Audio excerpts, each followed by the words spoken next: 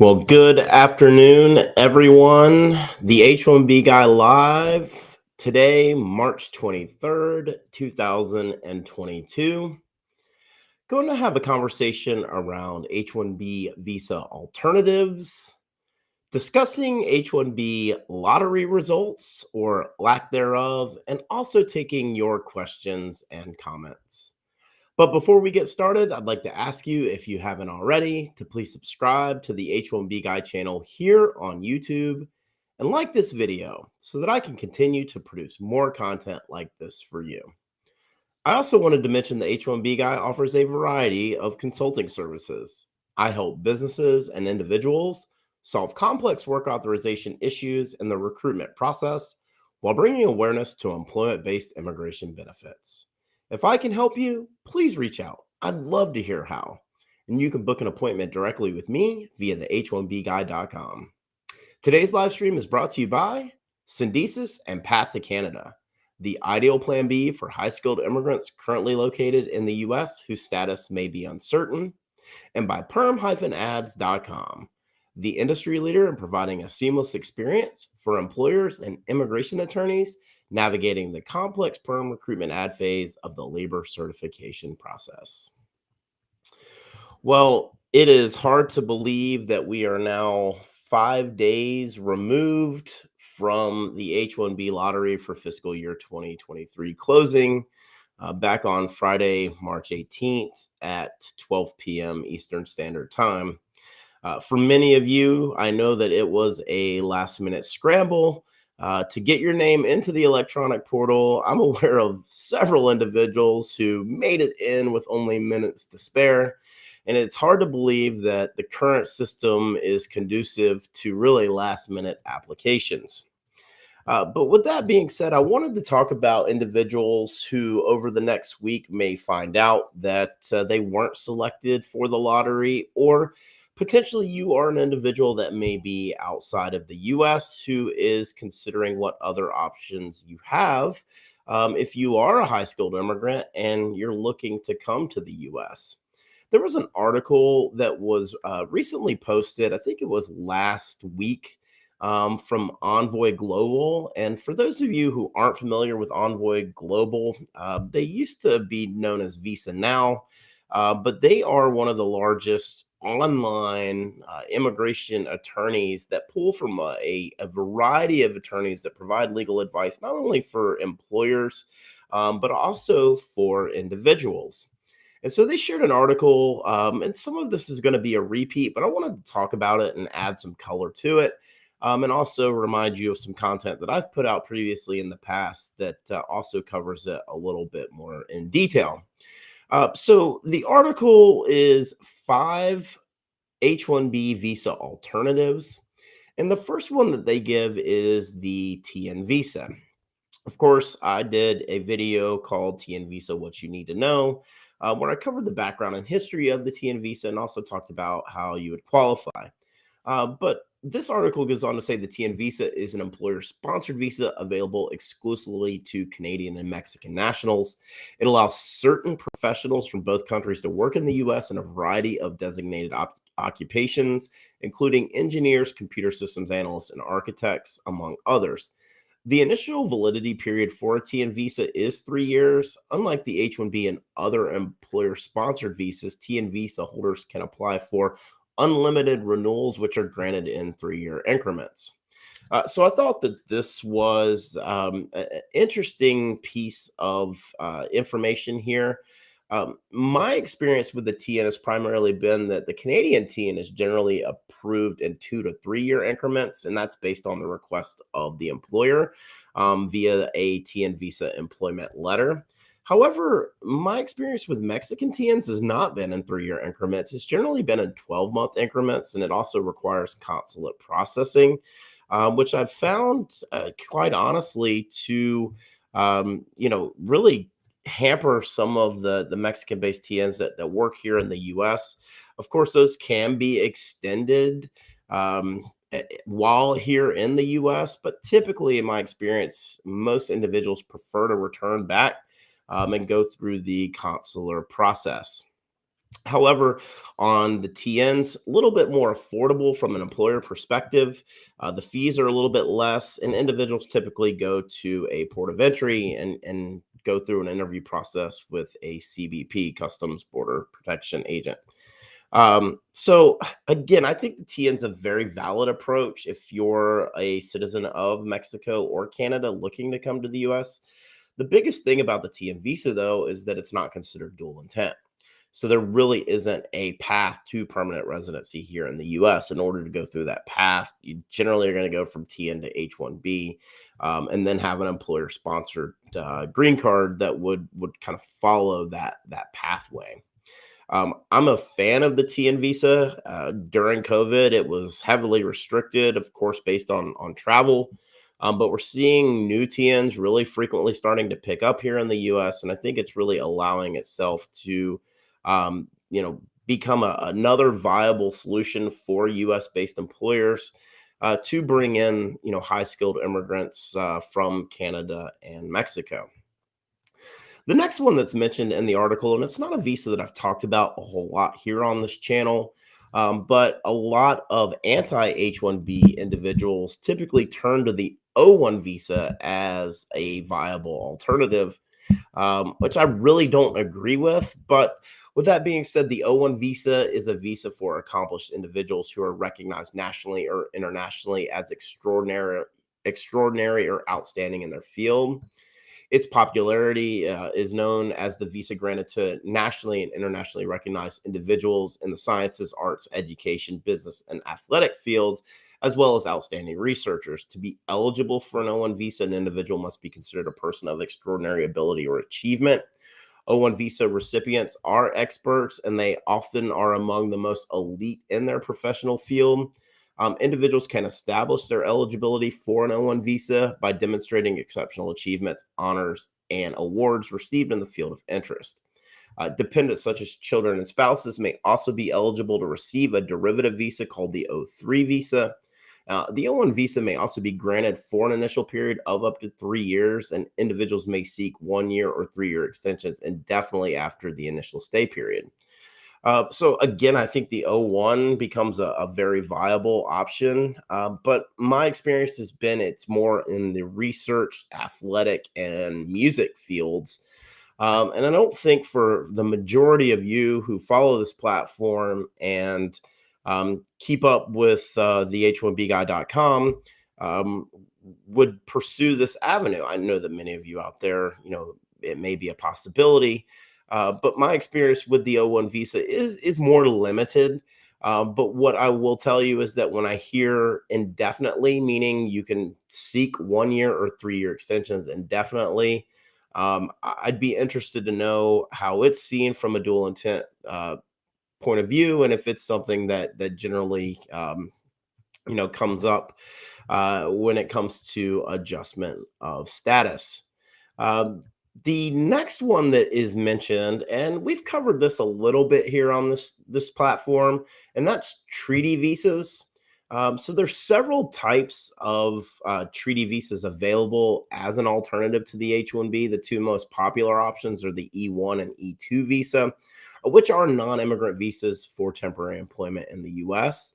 The E1 visa allows nationals from a treaty country, which is a country that has a treaty of commerce and navigation with the U.S., to be admitted into the U.S. to engage in international trade. And the E2 visa also requires an investment treaty between the U.S. and the visa applicant's country of citizenship. It allows individuals to enter into the U.S. to manage a business if they've invested a substantial amount of capital in a U.S. business, including a newly founded business. Certain managerial and essential employees of foreign companies may also qualify for E1 or E2 classifications. I generally refer to the E2 as the investor visa. So it is something that, in terms of my experience, and we've talked about this a good bit. There are around the documented dreamers, a lot of E2 dependents have been impacted, via this the E2 visa and aging out, right? Because the E2 again is not what's considered a dual intent visa, right? You hear it referred to here as a a visa for temporary employment, even if an individual is investing in a U.S. business or creating a newly founded business. Okay. So that's something that we've talked about a good bit here on this channel, but primarily around the E2 dependents. Um, and I think one of the biggest issues that I've come across is as it relates to um, specifically the E2 is that there isn't a whole lot of opportunity for individuals to gain access to permanent residency. So I think that while the E2 is a viable approach for those who are sitting on a fair amount of capital, it will allow extended stay here in the U.S. specifically. But again, it's not a visa I'm as familiar with. I have talked to many of you who have been on an E2 visa. We've talked about some of the trials and tribulations that surround being on an E2 visa, and some of the difficulty that you've had as it relates to your children, right? And those individuals, and how they age out, right? So we've talked about this a good bit as well. With that being said, a lot of when we look at E2s and some of the minimum thresholds around it, there's a pretty substantial investment that has to be made in order to qualify. Um, so let's move on to the next one, and that's the E3 visa. I've previously covered the E3 visa in E3 visa, what you need to know. But the E3 visa is available exclusively for Australian citizens to work in the US in a specialty occupation. There is an annual limit of 10,500 E3 visas. However, Australia does not typically fulfill that allotment. And this allows employers to seek E3 visas for Australian employees and candidates year round. Unlike the H1B visa, the initial application for the E3 visa bypasses the USCIS petition process, and individuals may apply for E3 visas directly at a US consulate abroad. E3 visas are issued in 2-year increments and can be renewed indefinitely. The principal E visa holder may also bring dependents from their country of origin to the US for business and employment purposes. I've worked with E3 visas a good bit. And I think it's a very viable option if you are an Australian citizen, high skilled in tech specifically. It is dual intent, so there is a pathway to permanent residency here in the US. What I do like about the E3 is, again, it can be extended into your increments sort of indefinitely. There isn't necessarily a maximum stay that surrounds the E3 visa. Um, but it also is a little bit more complicated in the sense that you have to have a consulate process, meaning it has to be approved via consulate processing outside of the US, the initial E3. Once you have the initial E3 and enter into the US, it is transferable, meaning you can transfer your current E3 visa via change of employer, and renew that cycle continuously. So I'm a proponent of the E3 visa. I think that it is a little bit less restrictive when we start to look at how it is formulated. It does have the dual intent that surrounds it, and when you start to look at the caps, again, you're talking about 10,500 over the last few years. We've not come close to even reaching that cap. So I think when you start to look at that, the E3, if you're an Australian citizen or if you're someone who maybe moved to Australia, became a permanent resident, and then an Australian citizen, there is a pathway, and I think it's a very viable option. I'm aware of many employers who've used the E3 as an option for high skilled immigrants of country of origin is Australia. And then the last one that's mentioned is the L visa. Of course, I've covered the L visa a good bit, specifically almost 2 years ago now in the H1B visa versus L1 visa, L1B visa, and kind of talked about the discrepancies between the different options there. But as the article says, the L visa can be an effective alternative to the H1B for US based companies with offices abroad. It is an intra-company transfer visa that allows U.S. companies to transfer certain personnel from foreign subsidiaries, parents, or other affiliated companies to work locations in the U.S. There are two separate visas in this category: the L1 classification, which is for managers and executives, and then the L1B classification is for personnel with specialized knowledge of some aspect of the employer's business. The L1 classification can also be used to send managers or executives to the US for purposes of establishing a new office in the US.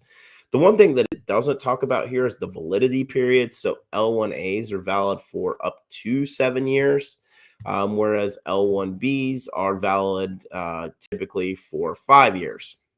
Now, the good thing about the L1 currently in its current form is that it does provide work authorization for the spouse dependent. And I think that's a really big thing when we start to look at, how that breaks down from individuals who, when we look at H4 dependents that come to the US and don't have work authorization immediately. Some recent law changes have allowed the L2 EAD to be approved at port of entry. So that basically means once the individual enters into the US, has the approval, and then collects their physical card, they would then have work authorization. I am uncertain though. I don't believe the physical cards being issued at the port of entry, but I do believe that there are um, avenues for which that is the turnaround typically is within, I believe, 30 to 60 days, which honestly isn't much different, but it may just mean once you have the approval, you have the work authorization and you forego having to have the physical card. But I'd love to know if anyone has gone through this process here recently, and if that work authorization was immediate. So that wraps it up. Again, when we talk about, H1B visa alternatives, of course, many of you are familiar with this. Not really anything new as it relates to new content, but just kind of covering the basics as we are now 5 days removed from the H1B lottery for fiscal year 2023 closing for any new applications.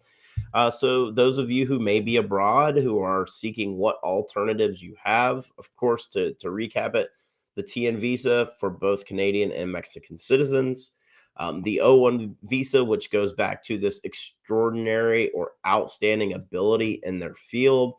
Again, my experience has typically been in education, research, musicians, and athletics. The treaty visas, of course, the E1 and E2, E2 primarily being on that investor side. The E3 visa, which is for Australian citizens, very similar to the H1B, but it works in 24-month increments. And then last is the L visa, both the L1A and L1B visa. So I'd like to ask you, if you haven't already, make sure that you like this video, subscribe to the H1B Guy channel here on YouTube. Click the bell for notifications so that you're notified anytime we go live, like we have here today at 2 p.m. Eastern. If you have questions or comments, please post those in the chat and I will get to them. I see several questions already in the chat, and I'll do my best to go through those. And then we'll do a Q&A here at the end. So if you do have questions, I'm trying to monitor those questions right now. But I also wanted to mention, if you're looking for ways you can support the H1B Guy platform, you can do so currently through this live stream and the super chat function in YouTube. If you're watching or listening to this at a later date, there are ways that you can support this platform in the video description, specifically via buymeacoffee.com/the H1B Guy. Any support that you do provide to this platform is reinvested in the technology of the H1B Guy platform. Here, specifically with a lot of the technology that goes into the live streaming and the lighting, as well as the editing that I do utilize. So I really appreciate all of you who have taken time to support me and provide sponsorship to the H1B Guy platform. Thank you for everyone who's taken time out of your afternoon here to join me today. I really appreciate it. Just can't thank you enough for the opportunity to chat with you here this afternoon. Um, with that being said, I wanted to move into some of the recent information that hasn't really come out as we start to look at um, the H1B lottery results.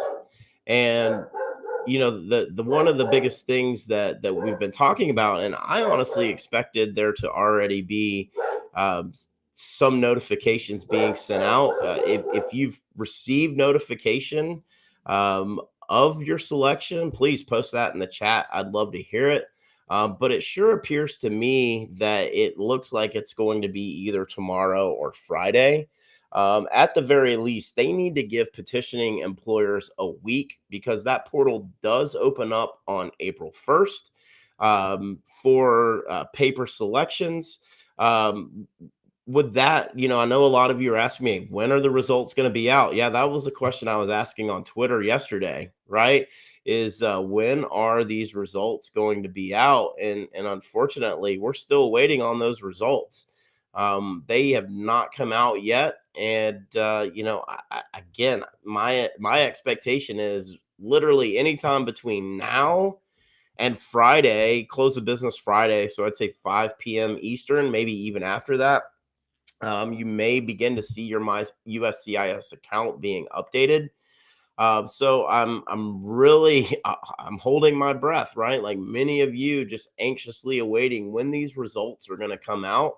I'm really surprised that USCIS has not posted the results yet. Um, Again, what does that mean? Does that mean that the selection hasn't taken place? Does that mean that they're still going through and finalizing selections and then sending out notifications? But I really thought that, with the portal ending, closing at noon last Friday on March 18th, that over this past weekend that we may begin to see some selection notifications. But unfortunately, that wasn't the case. Again, we have another delay in USCIS, and I think the thing that's really kind of puzzling for me is how quickly that they can run these selections and do these notifications. It's not like they have to review paper applications, right? Literally, it's an algorithm, and that algorithm's based on the name and the number of names that are submitted in, and how many are allotted based on the two separate pools: 65,000 for bachelor's degrees, for national bachelor's degrees, and then another 20,000 for U.S. advanced degrees. But I'd love to hear from you. I assume many of you out there who are asking me the same question haven't heard anything. But with that being said, I expect us to know something sometime in the next 48 hours. So I would think by end of business on March 25th, Friday, March 25th, we should have an update as it relates to the H1B lottery results. But I honestly, I do find it puzzling that we are, again, 5+ days removed from the portal ending, and we're still waiting on um, USCIS to run the selections and to produce the results. I see that there's some chatter here in the chat that's saying that 290,000 applications were filed. I'd love to see where that data came from. Again, I'm still expecting that there to be over 300,000 applications. Um, but if that 290,000 number holds true, it actually would be less than what we saw last year, but more than what we saw in the previous year. But one thing we have seen, right? 275,000 for fiscal year 2021, 308,000 for fiscal year 2022. And as I've been, estimating 310,000 for this year. But even if that 290,000 number holds true, um, we're very close to 1 million names submitted in the H1B lottery electronic portal over the last 3 years. And so, for many of you who have followed me and followed this platform for any amount of time, you've heard me talk about the value of the H-1B visa has never been higher. And here we continue to see just the outright demand from not only individuals, but from employers willing to send in a $10 non refundable fee to put any individual name into the electronic portal. So, again, what does this mean? I think it goes back to some of the time frames that we've talked about, and that is if truly USCIS is going to begin accepting applications starting on April 1st, which is next Friday, roughly 9 days. They're going to have to get out notifications pretty quickly here so that employers, petitioners have enough time to provide a full paper application to USCIS. If there is that 90-day window, which we've seen in the past for employers to respond, that would put us towards the end of June, so June 30th. And I think that would give USCIS roughly, 2 to 3 weeks to adjudicate or approve any cases that may be pending, and then subsequently hold a second lottery at some point in the middle end of July. Again, this is a pattern that we've been seeing here over the last couple of years. It seems like to me that fiscal year 2023 may be more of an anomaly, but it will be very interesting for me to kind of watch and see if there is a second and subsequent third lottery that's held this year. And then we can now honestly start to look at the historical data that surrounds it. For those of you who have seen some of this data out there, the first round had a 70% application rate based on selection from last year, with the second round somewhere around 40%, which led me to kind of come up with the conclusion that even if the third lottery had a fairly high response rate, that there would possibly be a fourth lottery, which that was proven incorrect. USCIS may notice in February that they had received sufficient applications for H1B lottery for fiscal year 2022, and we're closing and considering the lottery finalized. But again, we start to look at a lot of the things that are going on here. It's really interesting to see how there's a delay in pushing these notices out. It's also very interesting some of the timing around some of the legislation that we've seen, specifically that H1B and L1 Visa Reform Act, which I've covered here a good bit on the channel over the last couple of weeks. That was sponsored by our good friends, Senator Grassley and Senator Durbin. And I say that very loosely. And then kind of the subsequent Relief Act.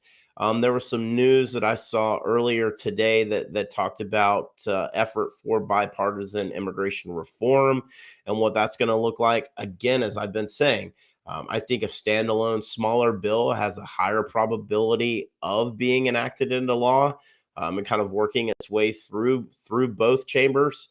But I also wouldn't be surprised to see there be some attempt at some sort of comprehensive immigration reform that potentially could be a more of an umbrella type piece of legislation that would combine some of the text from the H1B and L1 Visa Reform Act, and even potentially some of the Relief Act, as well as maybe even some of the DACA or Documented Dreamers text. However, it does feel like, and as I've said, the America's Children's Act. I think you're seeing a lot of momentum for that standalone piece of legislation, and I think that's only going to continue, as it is a different and unique story and situation. A lot of my complaints as we look at immigration reform go back to the last real reform that was done was in the kind of late, or excuse me, early mid like 2013. So we're 9 years since we've had some viable reform, and you can go back to some of the executive orders that came from former President Obama when you start to look at the H4 executive order that gave H4 EADs work authorization, that dates back to 2015. So again, anxiously awaiting these results. I expect sometime between now and the close of business on Friday for notifications to begin filtering out and hitting your USCIS account. So as you continue to monitor it, if you do get a notification of selection, please shoot me a message. I'd love to hear that notification selections are starting to be sent out. With that being said, just wanted to ask you again, if you haven't already, please like this video. Make sure you're subscribed to the H1B Guy channel here on YouTube, and click the bell for notifications so that you're notified anytime we post new content here to this channel or go live like we have here today on March 23rd. I also wanted to say a huge thank you to everyone who's taken time to watch the H1B Guy news for the week ending March 18th.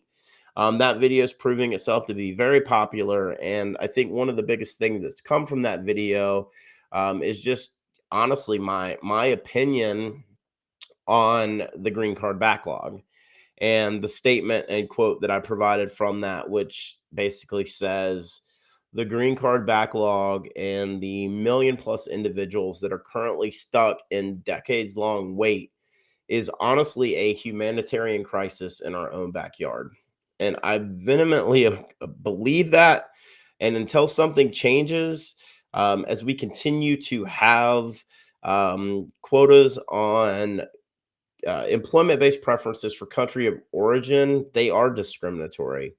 And we look at the dual intent, as we were talking about earlier, to draw a parallel to our friends on E3 visas, or to draw parallels to our friends who maybe came here on a TN visa that then went on an H1B visa. Once they have a perm labor certification, and their I-140 and I-485 can be, filed in parallel because their countries are current. And to think that we are restricting our high skilled talent and innovators from coming to this country who seek permanent residency from doing so, and restricting them in decades long wait, to me is a real issue. And honestly, as I said, it's a humanitarian crisis. It's something that I'm going to continue to talk about here on this platform and channel until something changes. So again, if you're looking for ways you could support the H1B Guy platform, you can do so through the super chat function here on YouTube. And you can also do so if you're watching or listening to this at a later date via buymeacoffee.com/the H1B Guy. So for some reason, I'm having a little bit of an issue with the chat here in my stream. I do see the questions in the chat on YouTube. So I'm going to try to I'm not going to be able to pull those up, but I will read them out loud and do my best to answer them as we roll through it. If you have other questions or comments, please go ahead and drop those in the chat now, if you haven't already done so. So the first question that I have is from Gengadhara, and he asks, my priority date is 2015, June 2011. I have both EB2 and EB3. Any chance of filing 485 this year? I don't think so. For many of you who keep up with this know that I honestly was surprised by the 365 days of foreign movement that occurred in dates of filing for India and EB2, and the fact that USCIS is accepting dates of filing, and then the subsequent tweet and notification that they put out on my USCIS on a news release, on an alert, asking for applications, tells me that there was a pretty severe miscalculation that took place between USCIS and the Department of State, and then it looks like USCIS is going to make every effort possible to fully utilize the current allotment, which has been calculated to be somewhere around 290,000. But I think we all pretty much agree that there's no way that USCIS is going to be capable of processing more than 180,000 cases. So what does that mean kind of as we move into the next quarter, Q3, if you will, starting in April, and then Q4 that will start over the summer? I would be surprised if we see any more movement for dates of filing in India EB2. But I do believe, though, that based on that movement, that 365 days, we are going to see some progress for final action dates. Siam asked how many H1B registrations are submitted in 2022. I've not seen an exact number, but I did predict that there would be around 310,000 submitted this year. I've seen some in the chat here. Jagadish says that there were 290,000 registrations filed. I have not seen any data on that, so I'd love to see a link or some information. If any of you have that, I'd definitely like to look into that. Sandeep G asks, any chance for March 2015 to be current this year? I have both EB3 and EB2 approved. Yeah, I mean, I think that's the same answer that I just gave Ganga Hara, which is to say, I don't think we're going to see any more movement in the data filing for India EB2 for the foreseeable future. I'd even go as far as to say October of 2022. But I also had a pretty severe miscalculation last month. I didn't think we'd see any movement at all for India EB2 dates of filing, and we saw 365 days of forward movement. So that just lends itself to the chaos that's occurring internally within the Department of State and USCIS, the lack of communication and transparency, and quite honestly, a severe miscalculation. It makes me wonder what Charlie Oppenheim is thinking right now. Because would we see such a severe miscalculation or mistake if Charlie was still involved and working very closely with USCIS? As we covered many times in the chats with Charlie, he talked about the process to which USCIS reports the numbers and meets with the Department of State, and then subsequently the bulletin is agreed on at the beginning of the month and typically produced in the middle of the month. But right now, Sandeep, I don't think so. But that's an as of right now. Situation continues to remain very fluid. And it's one of those where anyone who says they know exactly what's going on is lying to you. As I've told you many times, when we do these visa bulletin forecasts or predictions, um, they're literally guesses, made up guesses based on my own personal hunches and historical data. I've been tracking the Visa Bulletin for the better part of 10 years.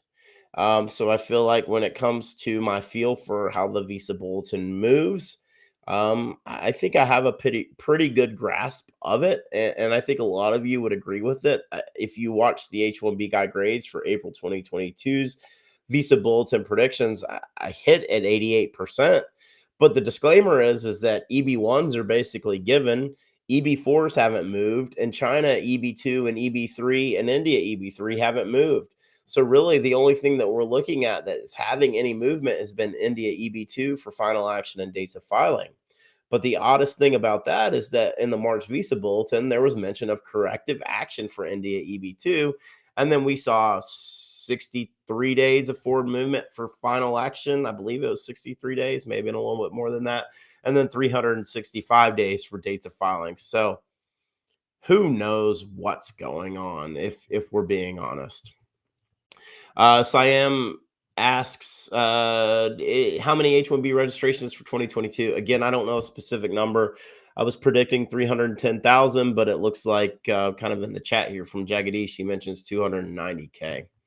Prakash asks, I got my H1B visa in 2011, and I stayed in the US for 20 months, and I came back to India. Will it go into a lottery system, or lottery is not required as I've not completed 6 years in the US? Please help. Yeah, you can actually reactivate that previously issued H1B if you wanted to. You could do that through either an amendment lawyer, but also since if you have been outside of the US for more than 12 months, you could be eligible for going back into the lottery if you wanted to and starting all over with a fresh H1B.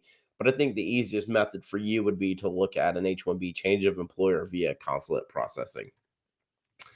Uh, Dr. J. Gorara says someone on H1B who also has EB5 petition pending, and if they file I-485 based on that, and if the dependent spouse of H4 uses EAD, can they go back on H4 if 526 is denied? Um, I'm not sure. The only thing that I would think they should be able to maintain that H4 EAD as long as you have a valid H1B with approval dates, right? So as long as your H1B is still valid and has validity on it, meaning you have dates into the future, you have an approved I-140 and can extend the H1B, spouse should be able to continue to work on H4 EAD. Let's see. Tharoon asked total number of registrations at this time compared to last year. Yeah, still working through that. Again, as I've said, I expected 310. I'm seeing some chatter about 290. But if we go back to last year, it was 308,000. So if it was 290, you're talking about an 18K difference for this year. Shrikant asked, are the lottery results out yet? No, I've not seen them. Mohawk asks, how do you know the total registrations filed? USCIS actually reports that number, Mohawk. So we should see that at some point here in the very near future. Just wanted to mention again, if you haven't already, please like this video, subscribe to the H1B Guy channel here on YouTube. If you're looking for ways you can support the H1B Guy platform, you can do so through the super chat function currently here on YouTube. JJ says, since many people till January 2015 already downgraded from EB2 to EB3 in October 2020, many are still waiting for EAD AP. What is the reason for September 2014 dates of filing? And then the interfile request. I think it's a severe miscalculation, JJ. It's just what it comes down to. Hi, H1B guy. This is Ro. Good content. Has the lottery results been out? Has anyone gotten any lottery results? No, not that I'm aware of. Still anticipating that to happen sometime between now and by close of business Friday. Shrikant, hi.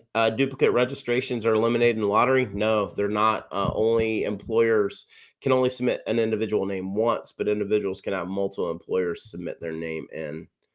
Aswara asks, can EB3 progress further in current fiscal year as everyone may go to EB2? If so, how many months it will move forward? No, I don't anticipate any movement in EB3 until October. If you go back to one of the either chats with Charlie 7 or 8, he had a really good slide that talked about the number demand was already reached and there was a deficit for EB3. So I don't expect, even with the upgrade, downgrade, or inner filings, that would move EB3 at all. Colette asks, if I get selected in the H1B lottery, do my work authorization automatically get extended to October? If you are an OPT EAD or OPT STEM and you're selected, you would be considered a cap gap. And yes, your work authorization would be extended until October.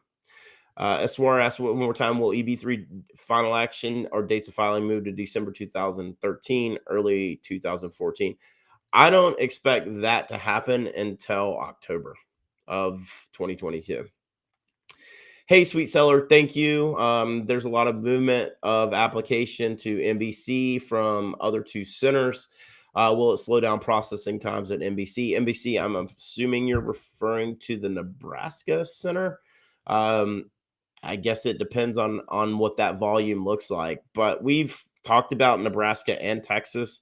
We've joked about the Google reviews for both, and both are horrific. But I would hope that if there were some sort of movement between the two centers, it hopefully would increase the processing times and maybe getting individuals to at least that EAD AP. Aluru asked, when will the results be announced? Again, I'm expecting that to be by Friday of this week.